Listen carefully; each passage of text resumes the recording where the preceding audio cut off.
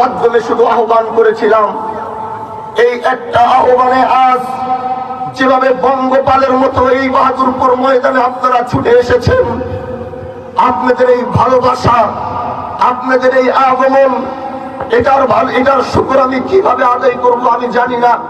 কিন্তু আজ এই ময়দান থেকে কয়েকটি কথা আপনাদেরকে বলার জন্য আপনাদেরকে ডেকেছি। সেই কথাগুলো হচ্ছে, এই শিবচরের মাটিতে ঘুরে ঘুরে, বাজারে ঘাটে হাটে ঘুরে ঘুরে যা দেখলাম, এই দেশের প্রত্যেকটা মানুষের দিলের ভিতরে একটি প্রতীকের নাম উঠেছে। সেই প্রতীকের নাম কি?